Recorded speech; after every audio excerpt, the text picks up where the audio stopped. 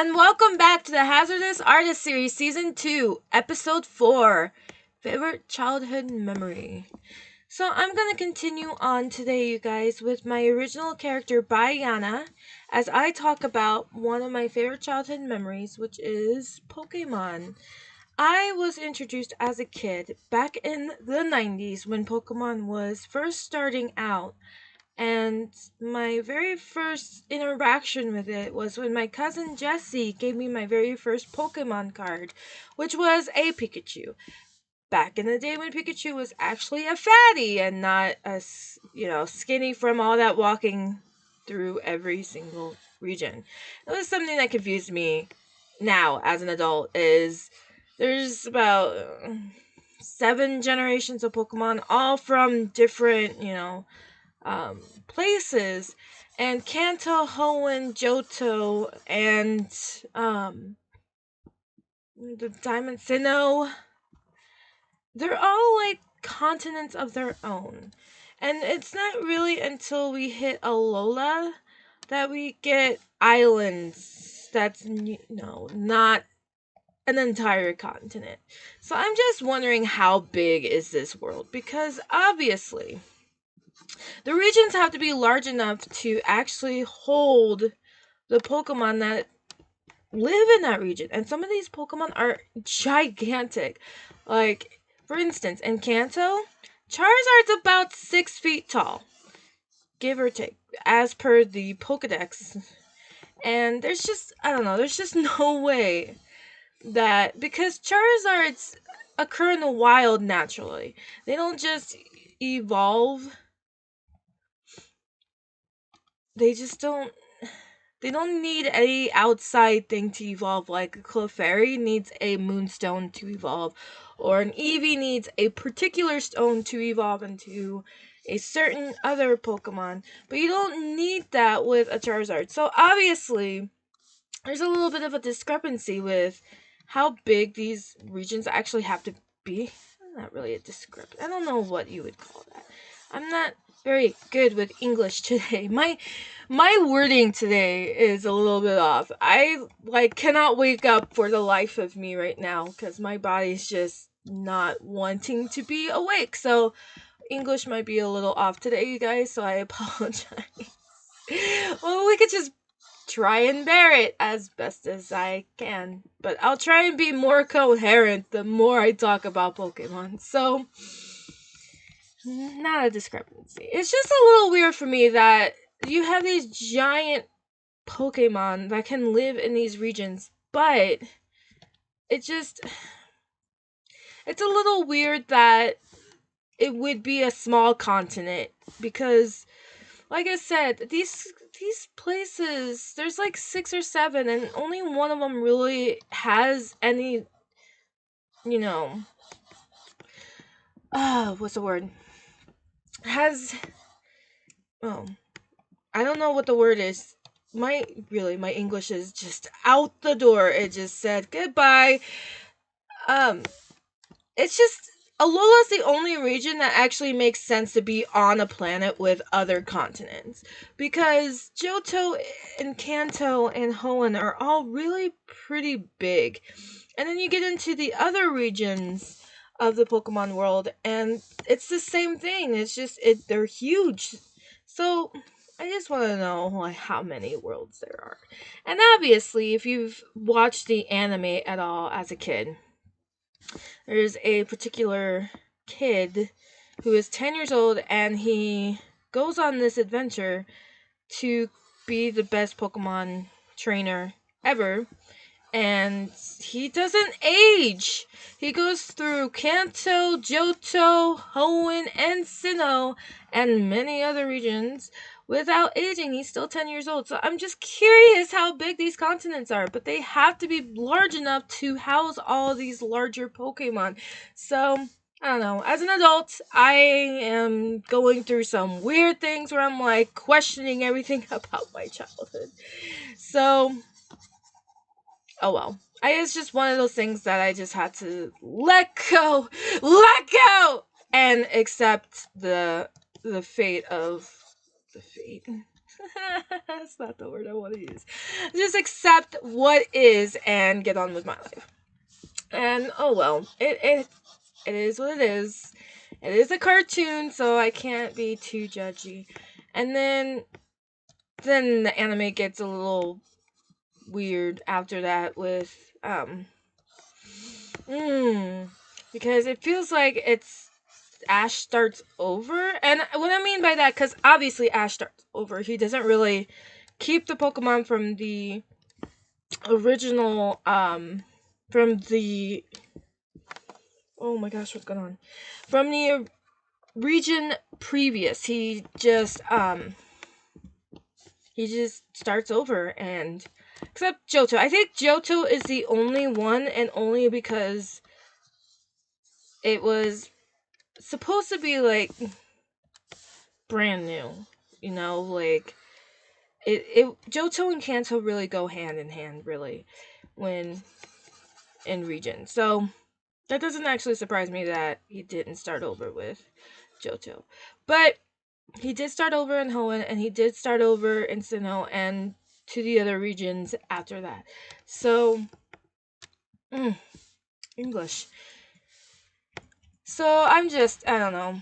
It feels like his knowledge also starts over, which is kind of strange for me. But it is targeted to children and not 30-year-olds. I really wish they had a Pokemon show that were catered to us, because a lot of people in my generation still love anime, and I know a lot of people in my generation still love Pokemon. But the anime is not the only thing that has caught my interest. It's also the Pokemon games. And my very first Pokemon game was actually Heart and Gold, the original Heart and Gold. And that was a Christmas to remember. I got it for Christmas. It was a Christmas to remember. So I played that religiously, obsessively.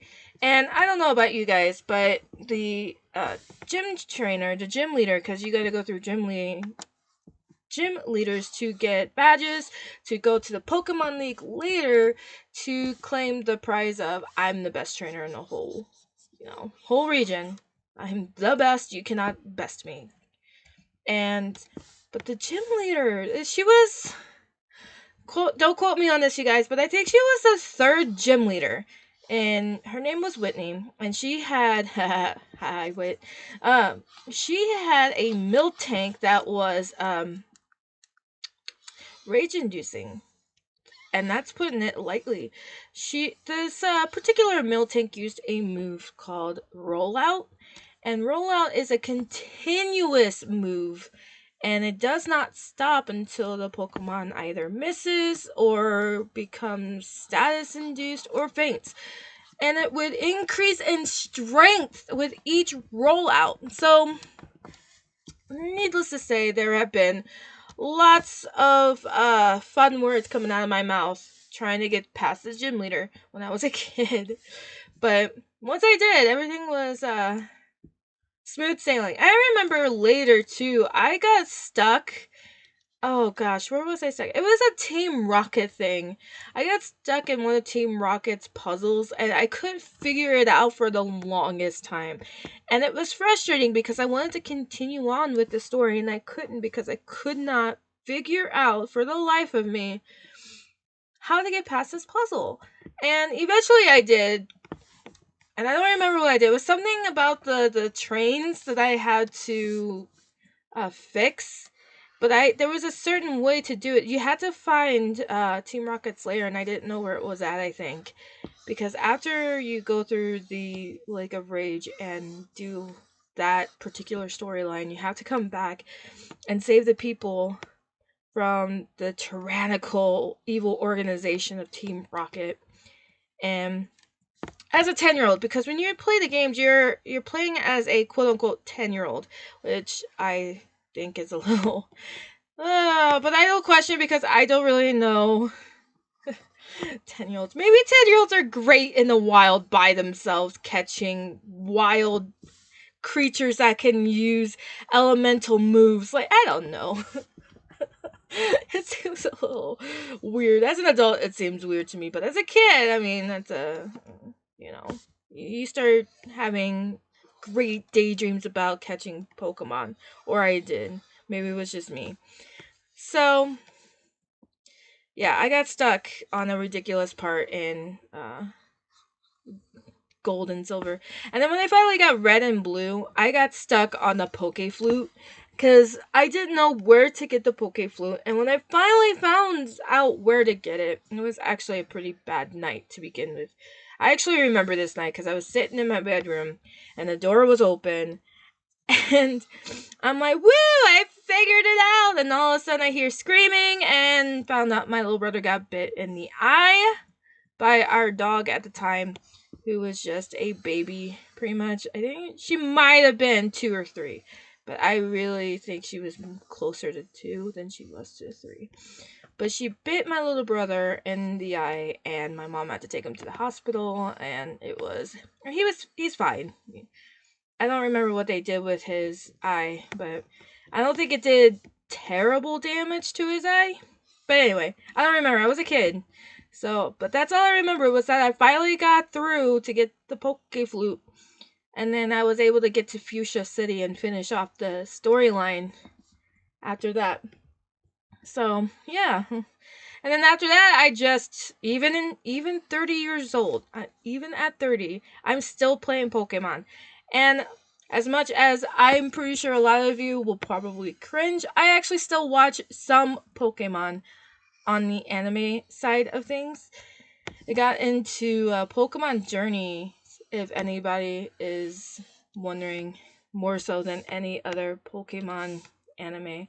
I actually did rewatch Indigo, the Kanto region, the first season of Pokemon with the first generation. And there's a lot of cringy moments in there, but I had to give props to Team Rocket because they're pretty. The 2 main villainous characters are like I can't say it. They're really there was a word I wanted to use, but I can't say it. They're really bad at being evil, and they're like the grunts of the grunt world. They're not even high officers, and they're terrible, and they're getting outbeat by a 10-year-old with a mouse Pokemon that can shoot off electricity. Anyway, so they're not very good. But they have very creative and inventive ways of trying to trick Ash, the main character, to give up his Pikachu.